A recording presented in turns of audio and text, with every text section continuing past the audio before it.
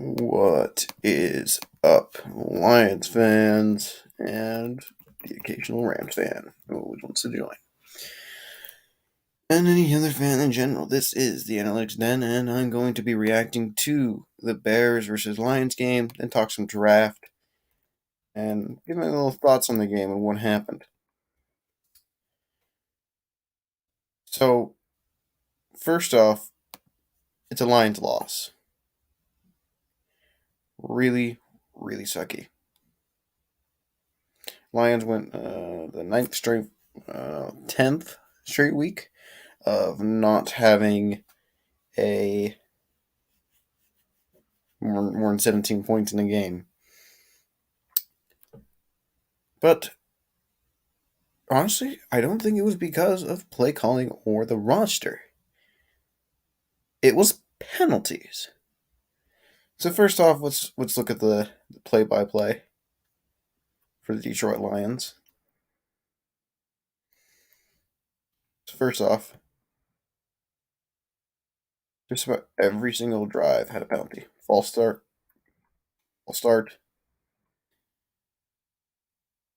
So 2 false starts in a drive, making it 1st and 30, and a holding on Evan Brown. Every time the Lions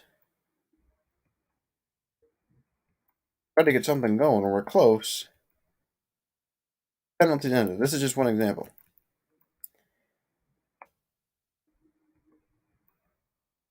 Holding. Ending a drive. Screwing up Lions.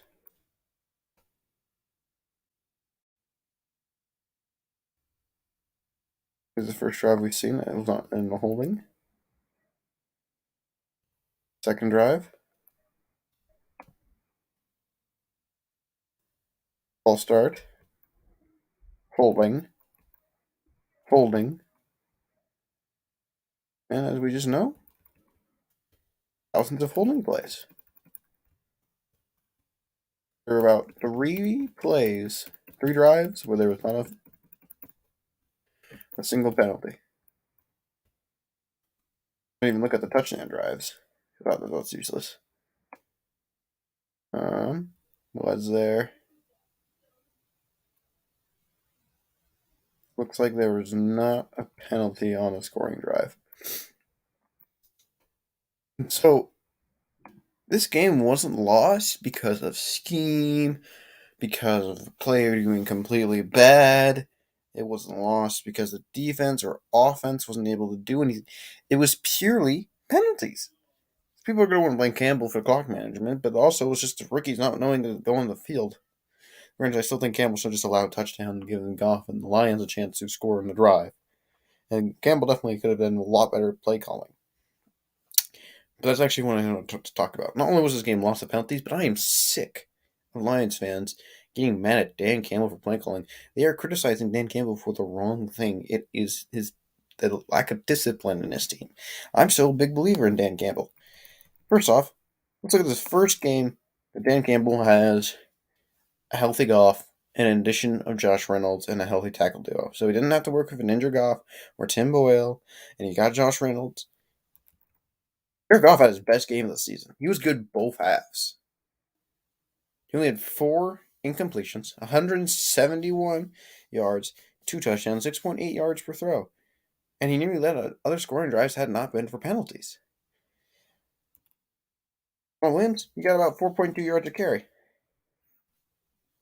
Pretty solid. Godwin, he had a good run. I really hope we use this guy, by the way, later. I'm going to talk about him. Most importantly, a deep throw was seen. A 39-yard touchdown pass to Josh Reynolds. I believe a 17-yard throw to TJ Hawkinson, which also, according to the NFL rulebook, is a deep pass. Reynolds was even targeted again in deep plays. And all that. And so we got to see a lot more improvements. And Josh Reynolds was targeted again, also deep. Goff was more aggressive under Campbell's play calling, even with just the addition of Josh Reynolds. The defense, 4 turnovers. Barry Jacobs, first phone ball. Um, Manio, interception. Nearly had two. Had not been a terrible face mask, but it was not called. Alex Anzalone had a great game. Levi got his first sack of the season and a tackle for loss. Godwin had a good kick return. Our kicker made both extra points. But it's not the thing that this game was on was purely penalties. And Campbell has shown positives. This is only the third game as a play caller. And for people saying they're doubting Dan Campbell was never supposed to be a play caller this year. That was supposed to be the highly rated offensive coordinator Anthony Lynn. This was thought to be a good hire. Aaron Glenn was seen as much more of the risky hire compared to Anthony Lynn. Anthony Lynn was seen as a safe, good offensive coordinator. Run game's done drastically better. Swift had his went from 3.2 yards ago to 3.9 versus Steelers, and his breakout game versus Cleveland. Jamal Williams actually gets the ball 15 times for 65 yards. Run game has done increasingly better since Dan Campbell's been here. Pass game has done increasingly better since he's been the play caller. Defense has done increasingly better since he's been the play caller. 16, 13, 16. Compared to when he wasn't calling plays, 6 points to 44. The Lions aren't doing so bad with Campbell. They're not doing anywhere near as worse as people are saying, and I'm kind of sick of it, honestly. This team is 0-10-1, but let's also not forget this team should at least have like 3 wins. Let's stop chanting "Fire Dan Campbell" like I've been seeing all over Twitter, or blaming Dan Campbell for the issues the Lions had when he's had nothing. Everything we hyped up for Dan Campbell has not been there. Let's take an example. The receiver corps is hyped up to have Tyler Williams and Quintus Cephas along with a good offensive line. Neither of those came to pass due to injuries. Ragnow Decker being hurt for most of the season. Cephas and Williams getting hurt within the first 5 weeks. Amon St. Brown, the rookie, has not been as impressive as people thought. Those ended it. And his defense is average. Couldn't expect Aaron Glenn to automatically turn it around. So let's stop attacking Dan Campbell. He's the reason the Lions are in these games. He's the reason this team has stayed so motivated and high effort in every single game. The only game that the Lions have not been in is Eagles and Bengals. That's it. They're in week 1, week 2, week 3, week 4, week 5, week 7, week 9, week 10, and week 11. For a person with the worst roster since 2008, that's good. That's good. Most of the players on this team cannot be named by not just casuals, but even some like experts. Sometimes people will be like, "Oh, I forgot about this guy." Let's take a look at the roster real quick in the depth chart. Jared Goff gets made of fun 24/7. Swift, Raymond, number 4 at best. Benson, terrible addition by Brad Holmes. Cephas, IR. Kadero Hodge, receiver 4, receiver 3 at best. Reynolds, receiver 3. I think I can argue receiver 2 for him. Jamal Williams, decent. Hawk, he named. Nobody would know fullback. Decker would be known, and Sewell will be known. The rest of these guys are not known by casual fans, besides maybe Jonah. Unless you're the only way you know Big V is because of the overpay that Quinn would have. Rockridge would mostly be known by Rams fans, and even some Lions fans I know are not really aware of him. Lee McNeil is a rookie that no one really knew of. Nick Williams is not really known besides for Bears fans. Trey Flowers is always hurt, so you never can see him on the field. Alex Anzalone is not a starting inside linebacker in most teams. January's maybe the exact same thing. Charles Harris was a literal bust back in Miami and didn't even do much in Atlanta, and he got him to have his best season forever. He's working with Amanio, who's a 5th-round draft pick and hasn't really done much in his career. Will Harris, a bust at that strong safety, and Tracy Walker. Stop attacking Dan Campbell. It's not fair to him, and it's unrealistic, especially since the team has been just losing to unluckiness. It's time to stop. 2021 Detroit Lions PFR. Ah. Okay. The laptop does that. Here we go. Bam. Team had one of the 32nd ranked defense in the NFL. Well, it's ranked 26th and is doing a pretty dang good job in allowing points. The offense sucks. But that's not on Dan Campbell. He's working with literally nothing. There's improvement within this team. I just don't understand it. And it's just the facts. I mean, advanced passing. Go to advanced passing. Go to just pure advanced passing for teams.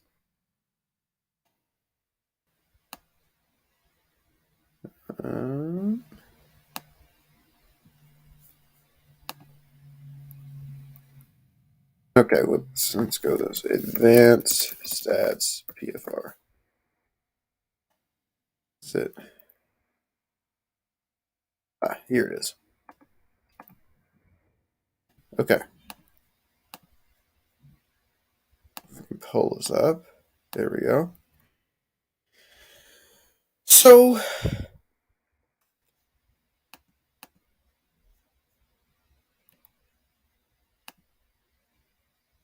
let's take this into consideration. Lions are literally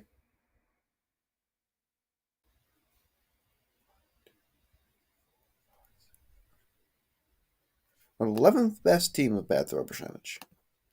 That's Dan Campbell. On target throws? Let's go to that real quick.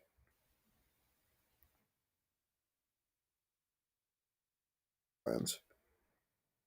Then you have like 74.7. It might be on Dan Campbell. Or could it be Jared Goff or the lack of talent? This team is. The fact that they even have average stats is incredible. Would stop attacking Campbell. It's ridiculous.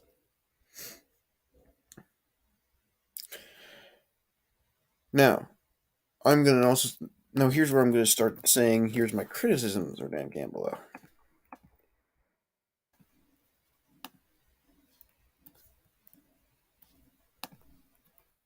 Why aren't you passing the ball more? This is the first time Goff has been good an entire half, right?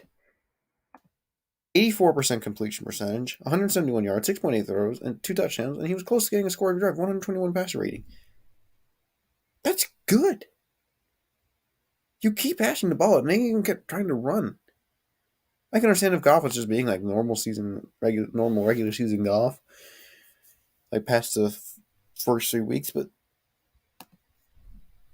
this is a good stat line for what he's been working with.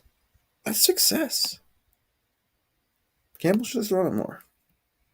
Now, Glenn also needs to stop rushing 3, by the way, alone. It's really dumb. All right, well, now it's time for mock drafts. So, while I build up my mock draft, I'm going to have the Michigan-Ohio State game on the game summary on here. Because I'm actually somewhat watching Aiden Hutchinson, watching my first live game of him. Notice one thing. He's not at the pass rush when he's a Karlaftis, but he's a lot more powerful than Karlaftis. He does have a nice hand swipe. I'll give him that.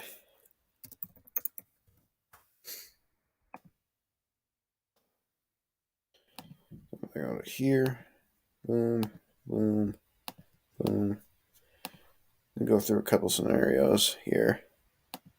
So, let's see.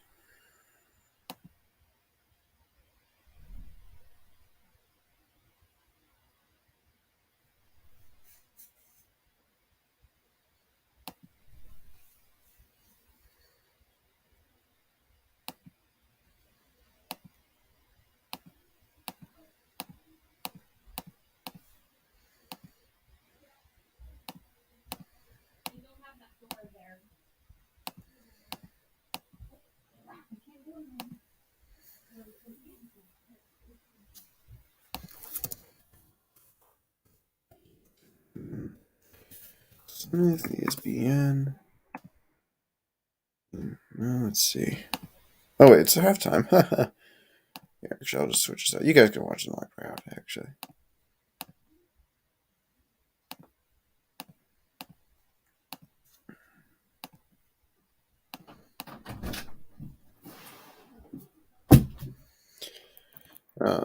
But if you go, let's see. 76 seconds. It's the best game. I had a really good game against Michigan. Small game against Maryland. Good game against OSU. Sack versus Illinois. Sack versus Indiana. 10 Bengals versus Auburn. I respect that. What's the size again? 6'3", 241. Arias, Chad Muma. McDuffie. Kingsley. McNair. I'm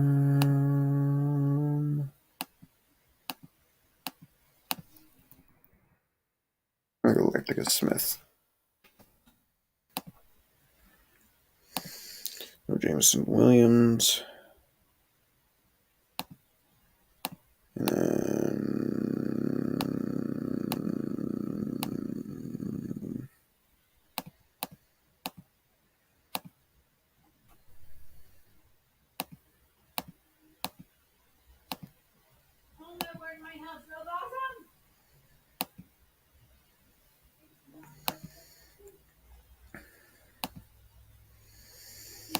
let's see. Let's see. Good options, good options. Nah, I'm actually having a different idea of what I'm going to do here. Welcome to the live one viewer. These 7 rounds, fast. Bam, bam. Okay, Kevon, you know it alone. And also, we're going to be looking at more DeMarvion Leal highlights soon and film. I'm really interested in the guy. So, Devin Lloyd is definitely tempting, actually.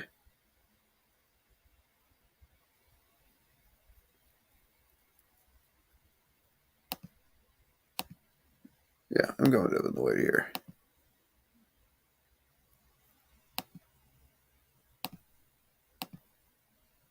Aaron Kendrick.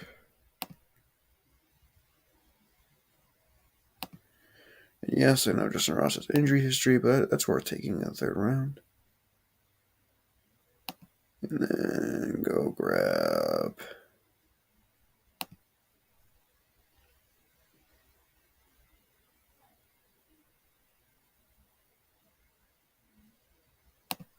Yeah, I like this. Bam. Grab another receiver.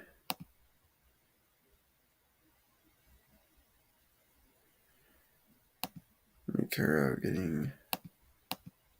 Ooh, shoot. Did I not draft a safety now I think about it? Ooh. Might have to get a free agent there. Actually, I don't know. It wasn't really too.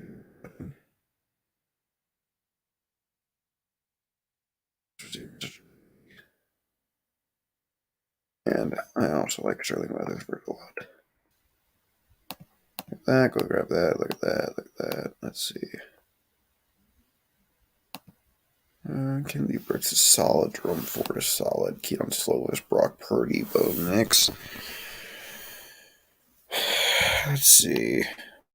It's a promising. Welcome to the live 2nd viewer and 3rd viewer.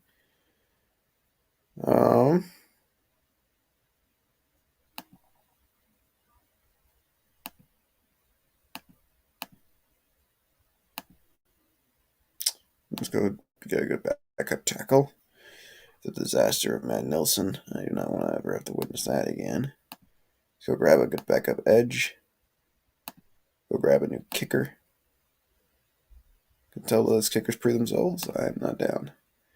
All right, so this is the draft that we got here, my guys.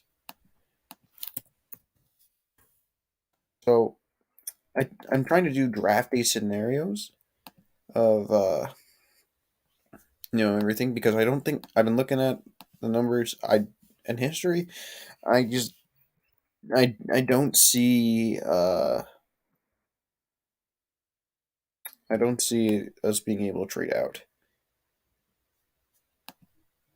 But, so we got Kavion. I'm gonna try to keep learning about him. Gonna see if I can get myself hyped up on him. But we got Kavion, Devin Lloyd, Darian Kendrick, Justin Ross, Eric Enigma. I feel like we can get that insurance option, but I also think taking a risk is something Detroit needs to do. Justin Ross is going to be a really good player if he's healthy, and Eric is someone I'm going to look into. But I've seen a lot of scouting reports hype him up. Sterling Weatherford, I really like him. He's really good size. Tyler Smith, one of my good backup tackle. D'Angelo Malone, underrated edge. I think it could be a good competition for Julian Core and a good backup option in case Romeo can't return healthy after the Achilles. And Cade York, best kicker in the draft. Need some really insane kicks out of LSU. Live viewer, do you want to have your own mock?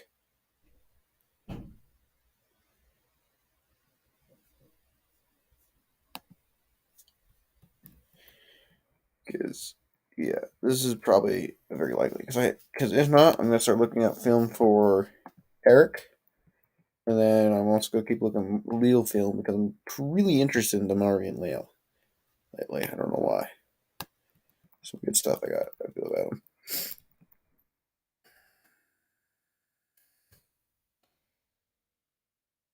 No, okay. Time to look at some film. Let's look at this receiver. Okay, do we have any just film on Eric? Okay, Eric versus Oklahoma. Let me look at a stat line real quick. See if this is one of like his big games. I don't get accused of like only looking at a big game or looking at his worst game. He's like, ah. So first off, this guy is 6'3", 220 pounds, and the scouting report says he's elite length. Currently versus Baylor, he has nothing but a 24-yard run. So versus Oklahoma, I think this is does it say 2021? 2020. So that was 2020. So versus Oklahoma this year, though, he had 8 catches, 123 yards, 15.4 yards a catch, and a touchdown. He had 54 yards and 2 touchdowns versus ISU. He's used a lot in the run game. He must be really fast. 45 yards and a touchdown versus Kansas State. 143 yards versus FSA. 179 yards versus Houston.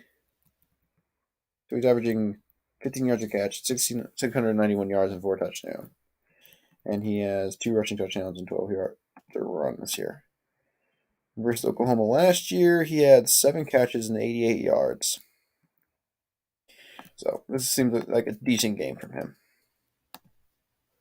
So first off, check out Kiel Pro 88 in his channel. I'm going to copy the link. I'll put it in the description. There we go. Okay, so that was a nice catch. Hold up.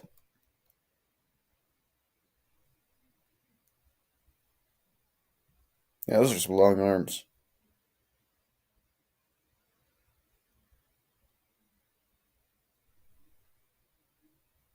These quarterback's really clunky. Okay. So it seems to kind of be like Mike Evans' size, but definitely more of a yak player compared to the.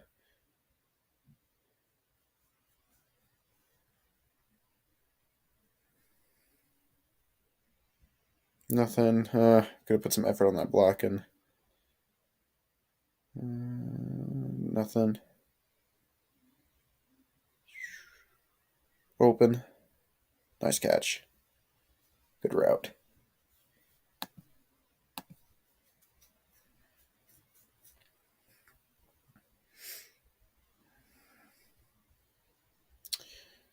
And, ooh, yikes. Okay, so he's right here. Oop. Okay, that's decent blocking. Oh, good effort. And, oh, I thought I was going to get the tackle or something. Ooh, nice run by that running back. Okay. He sold that. play action there in that corner. Mm. Okay, now, ooh, that was a nice shove. Open. I don't know what that quarterback is thinking. And I don't know where to go on that screen. Can't blame him. Oh, what up, Dr. Detroit? Yeah, I heard about them. So, actually, it's a good thing to say. So, if you guys don't know, Jim Boradu, I think is how you say your last name, Detroit Lions on the Prowl, has passed away. I'm unaware of the reason of how he died, but Luke G has said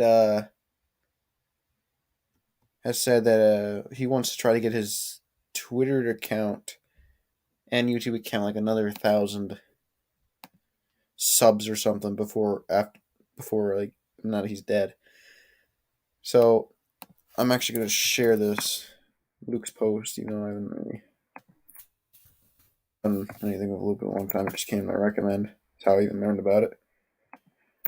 Field review, and we go to community. So Luke has said that this guy Jim, I didn't really ever watch him, but I didn't know about him from Detroit Lions on the Prowl. He's passed away, so he currently wants to get his YouTube channel 3,000 subs, and he wants to get his Twitter to 2,000 followers. So if we can get that challenge up there, let's do it. He's a good friend of Luke's. I haven't really talked to Luke in a long while, but we get that challenge in there. We all will miss the lion. And Steve L says, "What a shocker to hear about Jim and all that." Yeah, it's definitely a bit of a shocker. It's always hard to see a fellow human pass away, and he will be missed. I'm kind of shocked. He didn't look like he was that old of a guy. So, and from what I heard though, Steve-O, the family has said they want to keep the details disclosed about how he died. According to David, who I spoke with about the entire situation. So, also welcome to the live, Steve-O. And Dr. Droid says I'm confirmed. Yeah. Well, Dr. Detroit and Steve O, do you guys want to do your own little mock draft as well? I've done that for One Pride 40, and I've done that for Troy. I don't think I did one for Hatter's House yet, though. So, if Hatter's House ever joins. But, yeah, so let's try to do Luke's challenge, get his Twitter account to 2,000 followers, and get to his YouTube channel to the next milestone. And hopefully the Lions can honor his memory next week and maybe get him a win or something. I don't know. It's pretty sad. I wish I could say I knew him personally or say like all those great things about him. I just didn't know him, but I don't know. You're going to Monk watching Ohio State versus Michigan. By the way, Aiden Hutchinson seems to be having a pretty dang good game. By the way, guys.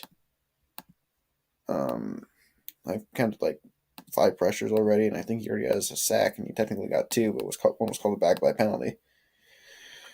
All right, so Dr. Troy, you'll go first since you said sure first. Do you want to do a trade back? Do you just want to stay at 1? Your options are this. I'm altered a bit to be a bit more realistic, by the way, for some of these selections. And these are kind of options. Can you guys see these good? Also, tell me if I need to zoom in more or anything. So that way you guys can see this kind of stuff better. Because I can read it perfectly well even on my StreamYard, but I have been told that sometimes it doesn't go well. You'll go Thib. All right. Kayvon has been selected at pick number 1. I think you're 100% correct, Steve-O. And Dr. Troy, if you want to trade back, taking away your 27th in exchange for a 37th and next year pick, I wouldn't really advise that. That's just essentially making it under second, but you're moving down 10 spots and you can miss out on a key player. You get Denver, you can get a 47th overall pick and you can get a 60th, but you do lose a 6th in return. Or you can get the Packers, where you can get, I think, a 5th and just move down 3 spots. Any of those worth a trade back for you, Dr. Detroit? Who avail? Oh, I don't know who will avail versus the Michigan game. I'm not a huge college person, but isn't Michigan like enlist under Harbaugh versus OSU? I do think Michigan Hunters have the lead right now. It's fourth and Thorn, so they're going to have to give them the ball so Michigan can score again. Some pretty tough things to go on there. No, best available. Okay. Top options are Kenny Pickett, N'Kobe Dean, Ikem Agawanu, Sam Howell, Jordan Battle, Carson Strong, Drake London, Brandon Joseph, Kingsley, and Naka Bear. I'll lead the probably one on their edge. Defense tackle, Perry Winfrey, and back to Smith and Jameson Williams. No, fail.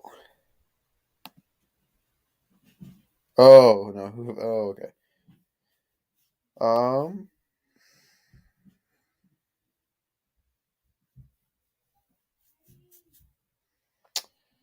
there's also a position that you want me to look at. You want N'Kobe Dean? All right, N'Kobe Dean it is.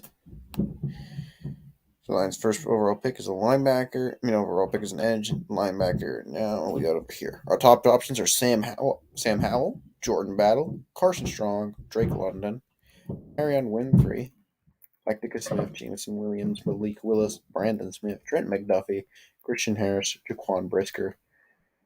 I don't see the hype with this guy, by the way, at all. I'm watching some of his games. I don't understand it.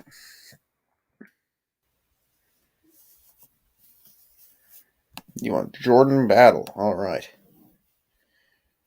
So you selected Jordan Battle. And then, he's a really good player left. Brandon Smith, linebacker, is your top option. Ed Ingram, offensive guard out of LSU. Never, ever again. This guy.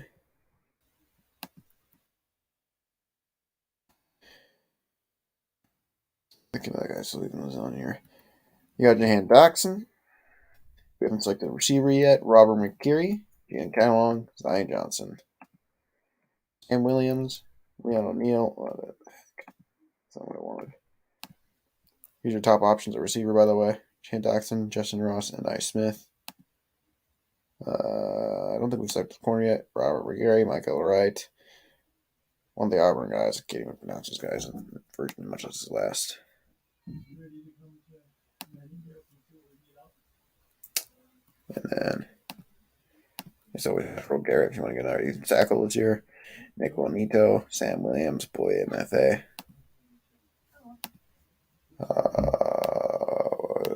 If you want to run back, there's Eric Gray, there's CJ Riddell, Zonovan Knight, quarterback Spencer Rattler, Will Levis, Desmond Ritter, Grayson McCall, Sam Hartman.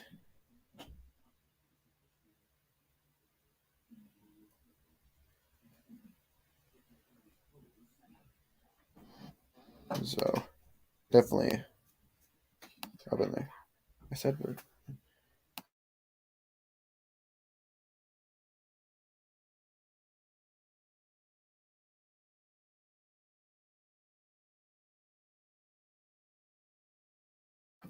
So you want to go Rattler? Then Rattler will be. That's actually unanimous, mostly though. Okay. We'll do that trade offer.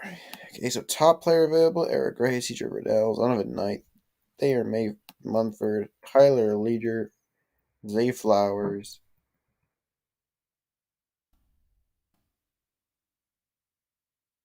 Eric Nugusquana, probably my top receiver left, or Khalil Shakir, Wandale Robinson. Those are your top option guys. Found receiver. Yeah, these are just your overall top players available on mock.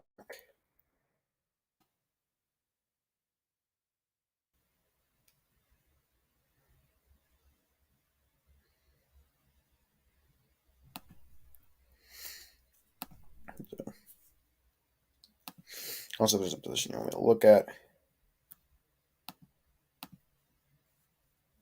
And by the way, we're only going to. Apparently, I only have time to do one last round, so we're only going to do rounds 1 through 3. Munford. All right.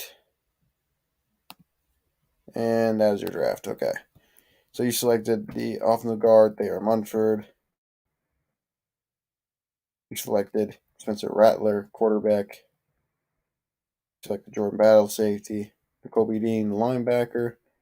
And Kavion T. So yeah, none of you guys are really familiar with the rounds. So we'll go Steve O. We'll just do rounds 1 through 3. And I'll do my. I'll have to hurry. So we'll start 1. Steve O, who do you want at number 1? Apparently have to wrap it up a bit. We can go Kavion. Yeah, it's a good draft by Dr. Detroit. I give it a B+. Well, the concerns is the lack of receivers and corners for me, but even then, I'm actually somewhat liking our cornerback core in the future. So you'll go Hutch. All right. Where's Aiden? Number 9. So Lions select Aiden Hutchinson, number 1 overall. And pick 27. The Detroit Lions have some options. Charles Cross. I don't know. I'll go and tackle Sam Howell, Jordan Battle, Carson Strong, Nick London, Brandon Joseph, Zion Johnson, Kingsley, and Kenneth Walker, Picking one for Electica Smith, Jameson Williams, Malik Willis, Brandon Smith. Region for receivers. All right. Like that idea. That's what I was figuring, so that's why I gave you the B+. I'm just not a big fan of the Rattler pick. It would have been A if it wasn't for Rattler.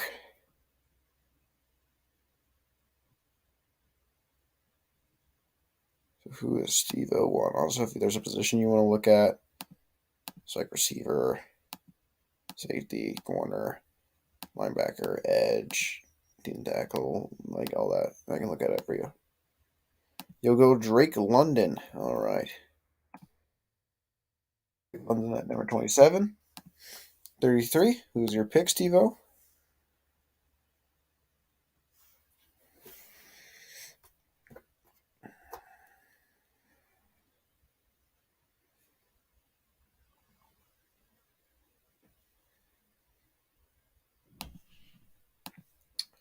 Because there's always an option. Also, just tell me if there's like a position you want to look at, but your top remaining options are basically the same thing. Just now you've lost Jameson Williams, Lectica Smith, and Jordan Battle. Brandon Joseph. All right.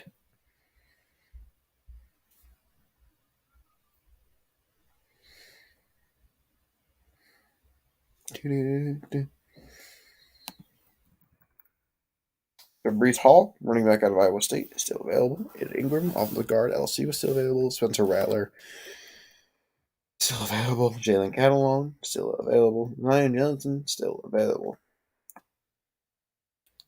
It was a position of interest. And I'll show you guys my little mock after Get a Mastering the first 3 rounds at this point.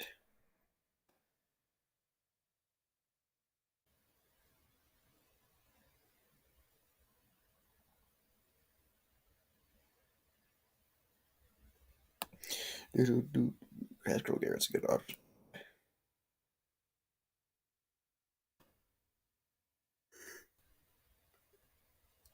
You could go Rattler if you want. I'm not going to criticize you for that too much. Or Haskell Garrett.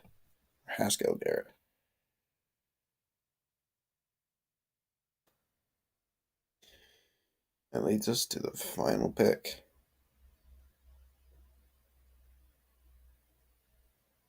Pick 98. Your top options remain to be John Mitchie, Will Levis, Zonovan Knight, Brenton Cox, Chad Muma, Tyler Ledger, Desmond Ritter, Zay Flowers, Grayson McCall, Isaiah Thomas, Armour Davis, Sam Hartman, Zach Carter, Chris Autumn Bell, and Verone McKinley.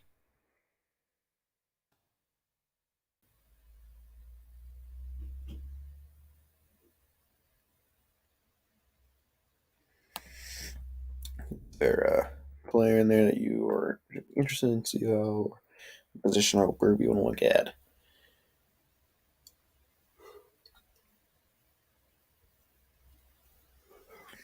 You'll take Mechie, all right, and this is your draft. So, Aiden Hutchinson, I'm going to give you an A plus because I am not a fan of Kayvon.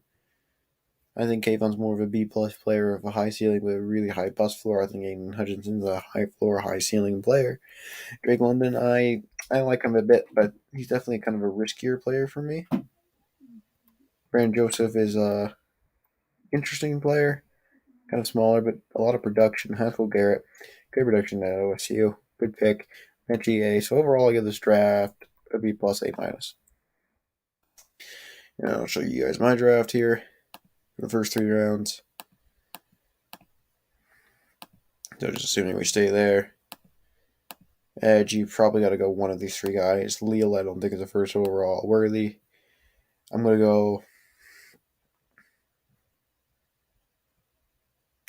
I'm gonna go ceiling. As much as I have concerns with Kayvon, no, I'm going Aiden. I think Aiden still has a huge floor. I mean, huge ceiling. So I'm gonna go Aiden Hutchinson with the first overall. And then here's my top options. So Devin Lloyd's still available, so I'm gonna go Devin. Then I'm gonna go cornerback here.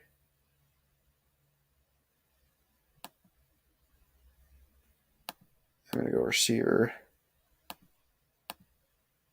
I'm gonna go Ross.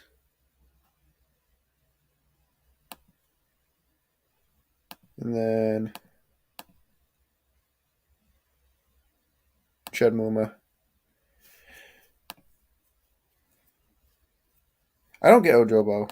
I'm gonna be honest with you. I don't get why he's rolling up there. I feel like he's just another. I think he's just another Gary. I don't get why he getting hype. I don't.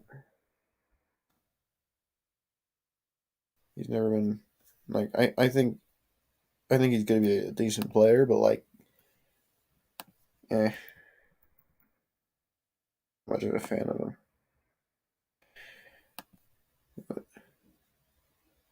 I know. Ojabo is.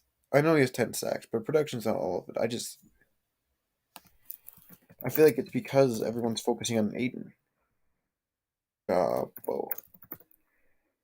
I mean, it's a lot easier to have good production when you're gonna have a good pass rusher with you. But we've never seen this guy you know, be insane. He had 0 sacks last year. This is his first season. He doesn't have tackles.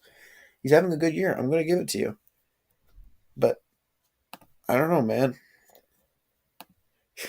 You like all 3? Yeah. You like Hutchinson? He's a solid football player. He seems like a I like Karlaftis the best, but I do know that one probably the biggest source of criticism. Oh wait, why did I draft Chad Muma? Hold on, I'm gonna redo this draft. I just realized I did not need to draft Chad Muma when I literally had Devin Lloyd already. That was done with me. Okay, go grab Aiden because I know who I'll go here. So then you go. Okay, well that time I got robbed of Devin Lloyd. Okay, let's see how it would be. Hamid Gardner's available. That's a steal. So I'll go Hamid Gardner here. Brandon's. Actually, no. Actually, I know what I'm gonna do here. I'm gonna go cornerback. Oh, whatever. Safety. Yeah, I'll go safety. I'm gonna go grab Quan Brisker, and then I'll go grab Justin Ross, and then I'll go draft Chad Muma. Don't anyone dare draft Chad Muma. Okay, then Chad Muma. Boom. Okay. This is what I go with. Aiden Hutchinson, Ahmed Gardner, Jaquan Brisker, Justin Ross, and Chad Miller. There we go. This is like an ideal draft for me. Go grab a free agent receiver. Maybe go draft another receiver later in the rounds. Get some insurance option in case Justin Ross can't stay healthy. Then you still get the chance of Cephas getting a chance to go out there. And if Josh Reynolds has a good second half of the season, you still got him. I like this draft.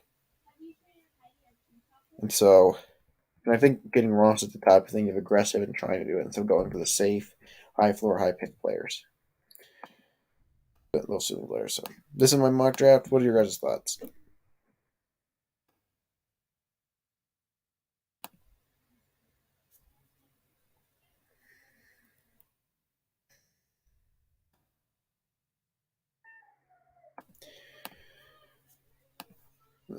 Yeah, I do like Karlaftis the best, but I do think Hutchinson is just a bit more safer due to a bit more insane production this last year. That kind of addressed a lot of needs. Edge, cornerback, safety, receiver, linebacker. And I don't know, maybe go grab a quarterback around five. Like it? Good, good. All right, well, apparently I have to end live. If you guys watched the beginning, there's a lot more I talked about. I'm more just doing a mock draft. And I'm going to hopefully be doing a DeMarvin and Leo film review another day because I really liked what I saw from the raw amount there. And then I'll do a George Karlaftis film review, and then you guys can also just do your own comments and say who you guys want me to film review more of and do a scouting report. So, I'll see you guys later. Have a great day, and I hope the Lions win the next game.